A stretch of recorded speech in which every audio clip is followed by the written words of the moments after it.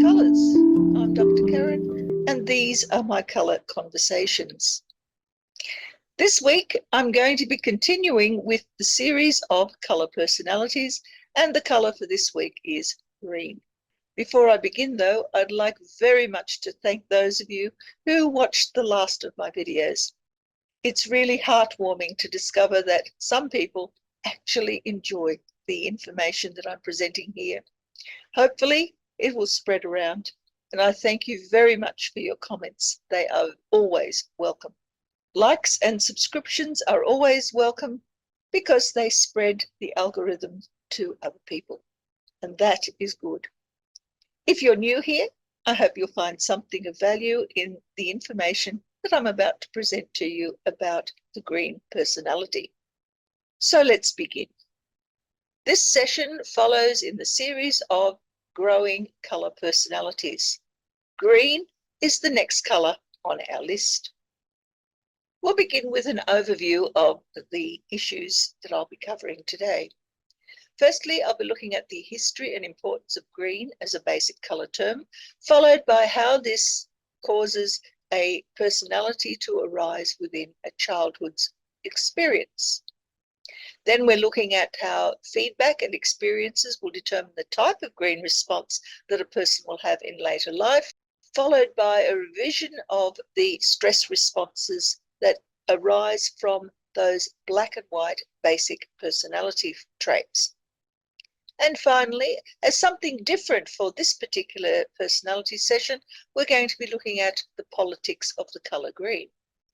Now, as I mentioned last time, green and yellow tend to emerge very similarly. We'll begin with the little mannequin. Black and white are our basic mental orientations. I've dealt with this in the black and white personality video, and I'll leave a link to that in the description below. Red then becomes the next basic colour term that occurs in culture, and as a personality, it is all about survival. We then have green and yellow as the next two basic colour terms that arise, and these are also psychological orientations. Green and yellow emerge independently of one another, but they also follow each other. And it doesn't matter whether green comes first or yellow comes first. Both of them must be present in order to create the next basic colour term, which happens to be blue. I have examined blue previously, but we'll also be looking at it again as a specific type of personality growth in an upcoming video. So firstly, let's examine green as a basic colour term. For its history, I suggest that you go back to the video, Love It or Loathe It, Green Rules. I'll put the link below in the description for that one. You may also like to contrast the history of green as a basic colour term with the colour information I gave about yellow, which are seen in the two videos, The Enigma of Yellow and The Yellow Personality. Again, I'll place the links to those below. Green was and remains a colour of contention. There's nothing much we can do about that. It will remain so until we as a world are able to move on to the next stage, which of course, as I mentioned, is blue. If we look at green in the colour wheel, we know that green is an opposite of the colour red, but it also opposes pink. Now, pink is a colour we'll be looking at later on down the track, but it's interesting to note that pink is simply a variation in saturation of the colour red. And both of these have implications for personality formation. If we explore the colour green, we know that green is considered to be extremely soothing. And indeed, going out into nature is considered to be very good for our mental health. But if the green happens to occur in the sky, and particularly over water, then we know that nature can be quite dangerous. A green sky, green clouds tend to suggest that there is a large storm on its way.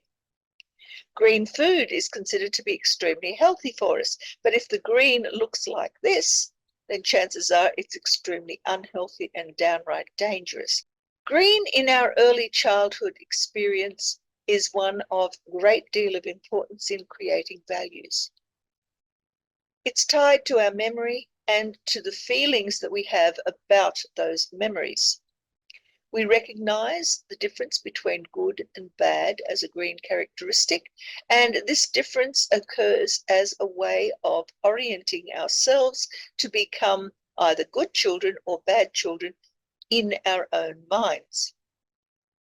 It correlates with care for other things such as pets, plants, even younger siblings, and young children are even known to try and care for adults who are in distress, particularly their primary caregivers.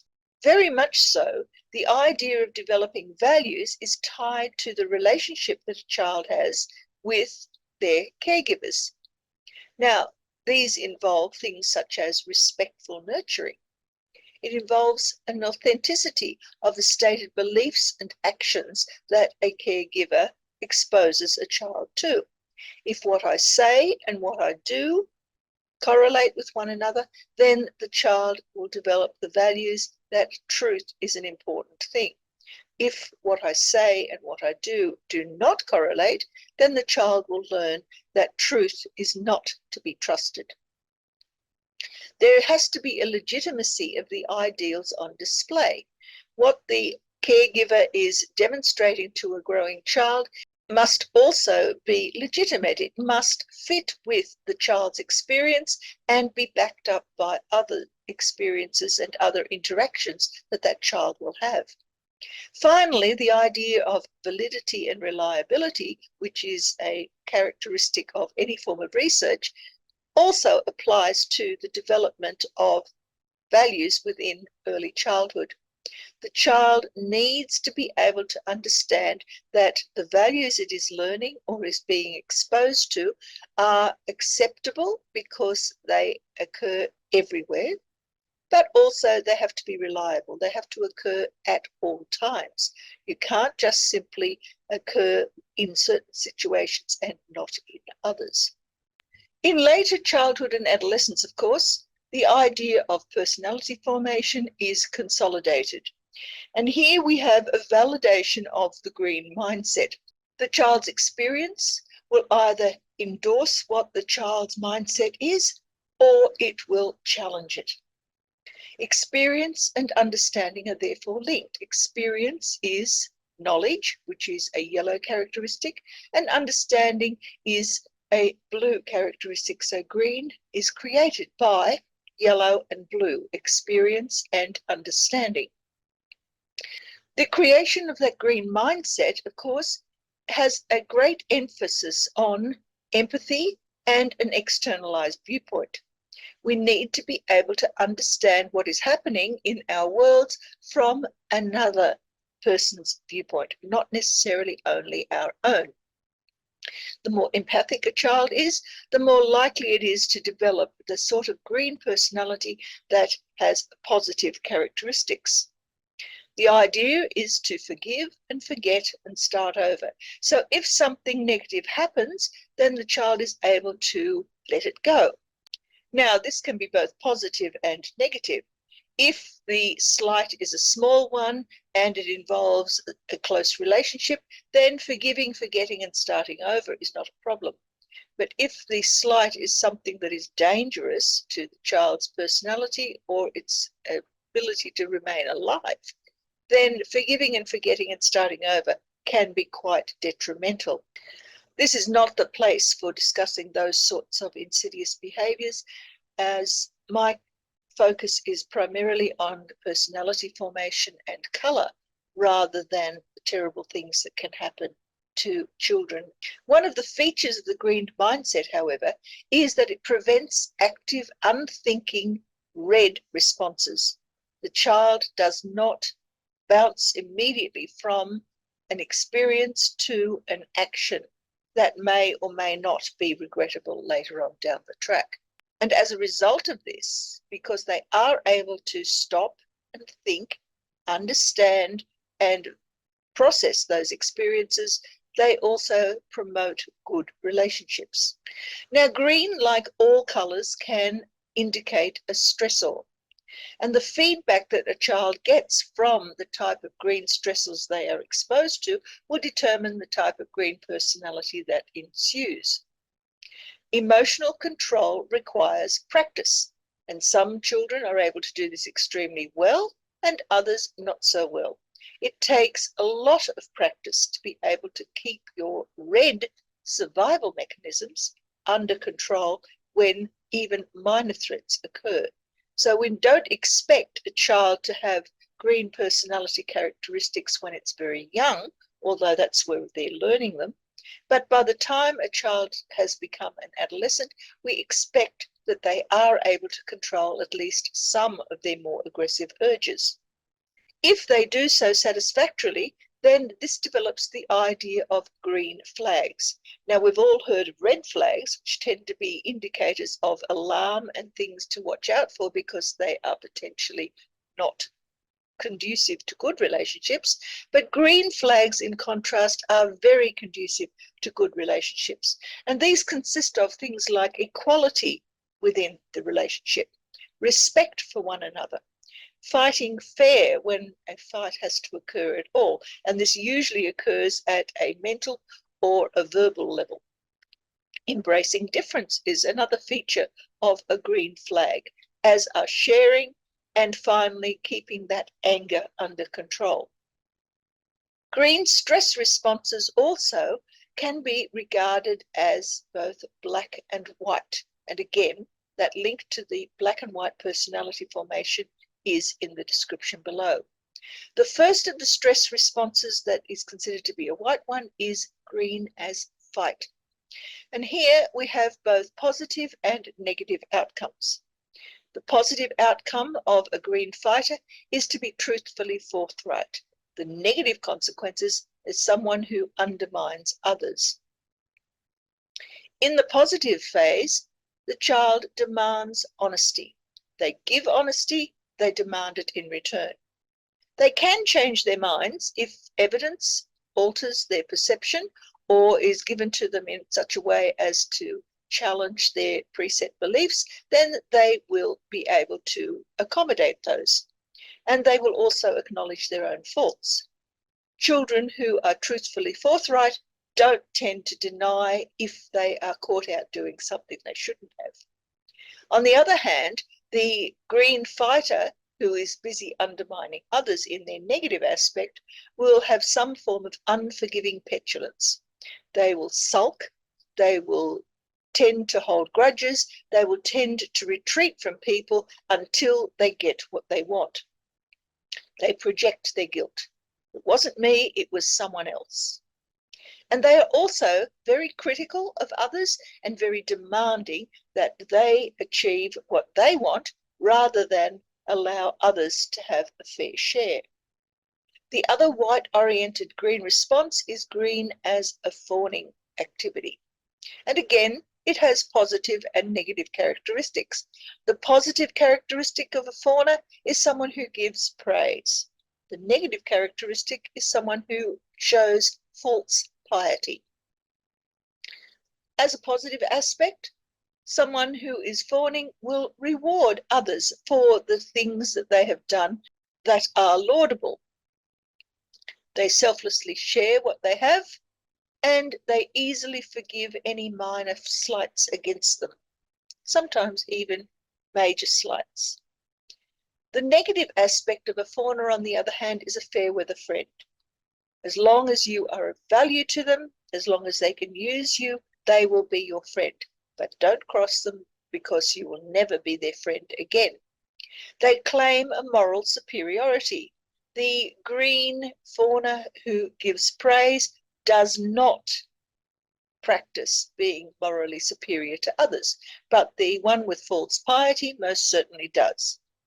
And this is all as a result of compensation for their own insecurity. They don't really feel as superior as they try to make out, but in order to make others believe that they are, they will claim that superiority.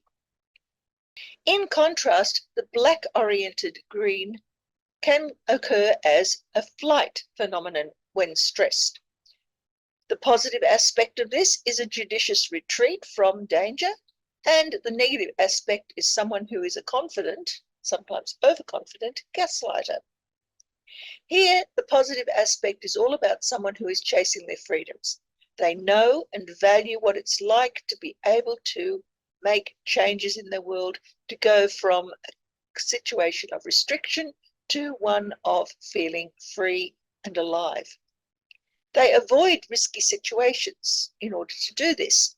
They will make sure that any circumstances that they find themselves in are examined via their values, and they will act accordingly.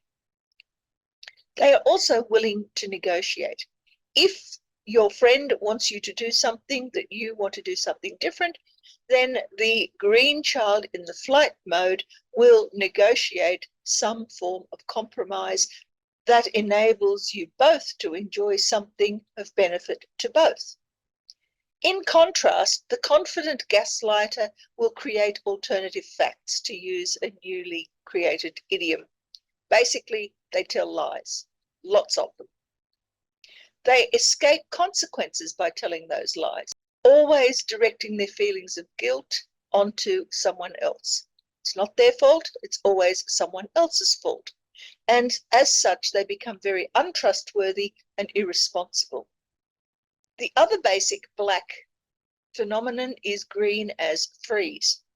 And the positive aspect of this is someone standing firm for their beliefs, whereas the negative aspect is someone who denies the reality of what is going on around them. Positively, standing firm means loyalty above all. You know what is right, you know what is true, and you will stick to those. There is a refusal to submit to something simply because of peer pressure. And the child who is standing firm can also be objectively self-critical. Yes, this situation warrants a reappraisal of what I think and believe and do. The negative aspect of freezing is that denial of reality that results from lack of confidence in themselves. In order to overcome the stressor that occurs, they will avoid all sorts of responsibilities, including responsibility for their own activities. And they resist change at all cost. Nothing is going to shift them from the particular stand they've taken simply because they don't know what to do when things change around them. Now, how does this impinge upon the adult personality? Well, here we have green as a strength, which can be seen both in the conscious, active phase of a person's life, or also as an unconscious drive. As an obstacle, green often arises as a problem behavior or as unrequited needs. And green as a current challenge can show itself as a psychological stressor, whether good or bad, and also as a physical reaction of some kind. Let's have a look at those. A green personality is loyal, they're connected to others, and they're very forgiving. Historically, they had a basically secure childhood. What they experienced and what they understood about those experiences were consistent. They created lasting friendships as a result of this. People who are green as a strength tend to have lifelong friendships.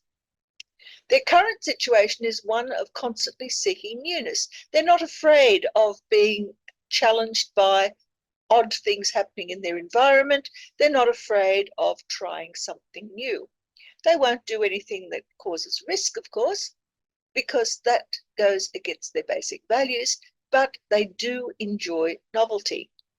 They enjoy that experimentation, again, not to the detriment of the body or others, but certainly to try out something that is novel in their experience. They are generally honest and they feel free. They feel free to be able to be themselves.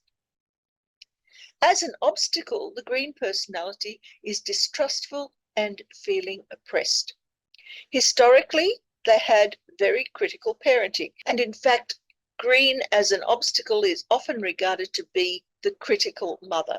This is a person who has been exposed to parents who always have negative comments to say about the child, who are constantly challenging the child's self-awareness. As a result of this, the child, as it grows into an adult, can't release the negativity or guilt or remorse that's been built into their personalities. They always feel miserable, no matter what the circumstances. And their current issues are often associated with a lack of firm values. They can't hold on to a value. They will change and chop around depending on who they're talking to, what the circumstances are, and what they are experiencing at the time. They hold grudges. If you do something that a green as an obstacle personality views as being detrimental to themselves, then you are going to be persona non grata for the rest of your life. They also, as a result of this, struggle with maintaining relationships. They're often quite happy to create new relationships, but they can't keep for any length of time. So what happens if the person is demonstrating green as an issue now? Well, firstly, green in the now is always associated with an abundance of opportunities. Positively, they're guided by the heart. Yes, this opportunity is here. What do I value about it? Will I take it up, or will I try something different? Negative opportunities are nearly always associated with an attempt to escape from a constricting situation that is causing them distress in the here and now. Green indicates a change of fortune. And positively, it means that the person is attracting prosperity in some way, whether it be health, wealth, or well-being. In a negative aspect, that fortune is generally limited by jealousy. Everyone else has, and I missed out. In the words of one famous gentleman, Nanny gave my brother an extra sausage for breakfast, and now my life is ruined. There are potential health issues that are indicated by green in the now. Often, heart and lungs are stressed, so the person may be suffering from some sort of cardiac problem, and that's generally a red issue, but green, because it is so close to the heart chakra, tends to take over as an issue of the heart. Lungs can also be stressed, and particularly if you are or were a smoker, then those lungs will cause some problem for you. Insecurity and emotional discomfort are often displayed by a green as an issue in the now, as is the inability to value yourself.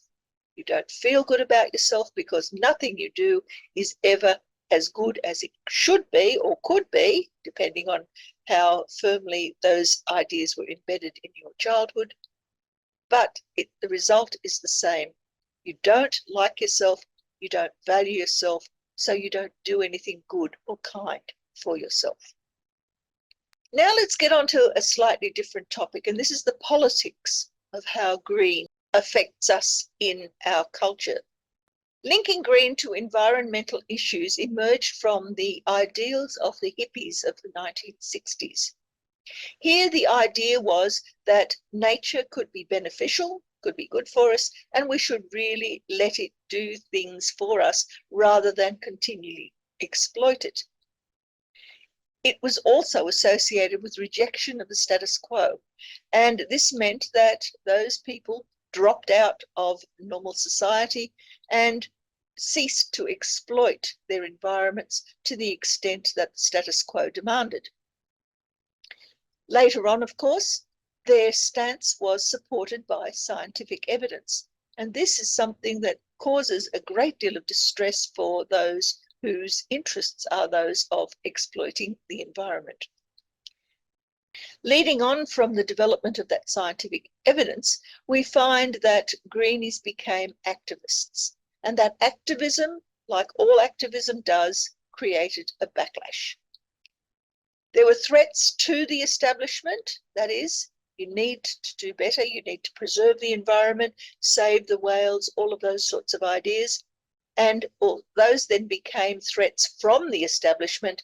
These people are crazy, they're trying to drag us back to the dark ages, you can't trust them, they're never happy with anything that we do.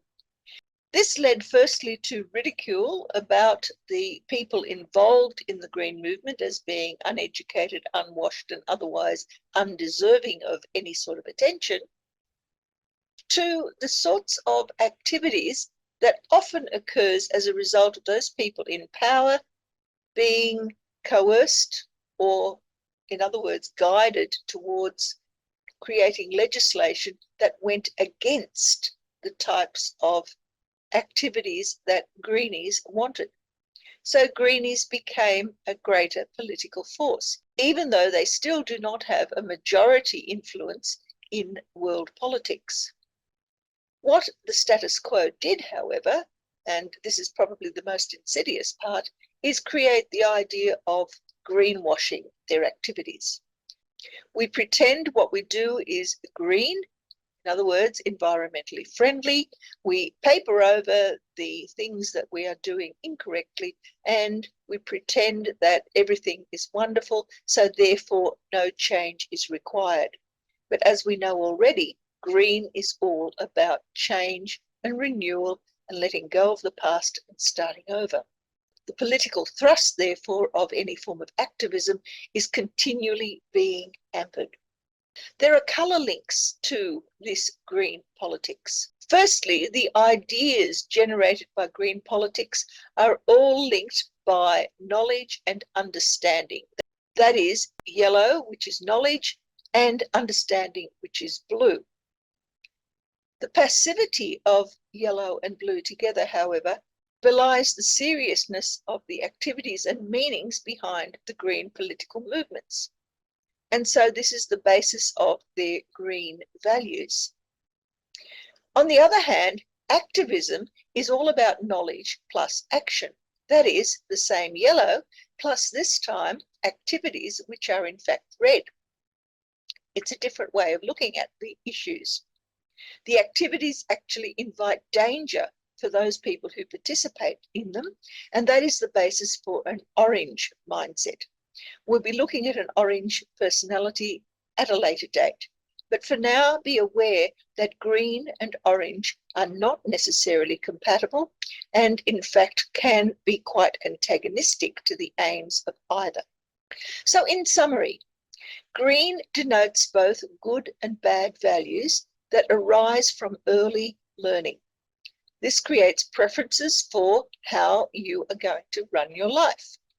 Green as a strength produces loyal friends, whereas green as an obstacle indicates there's a highly critical personality who is very hard to please. Green in the present links to both freedom and/or chest complaints.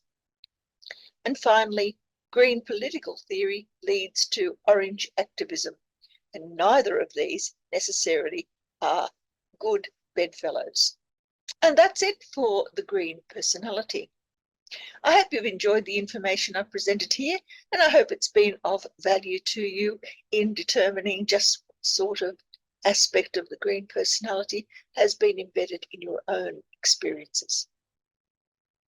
Once again, thank you for listening. Have a good week. Enjoy your life, and I'll catch you next time.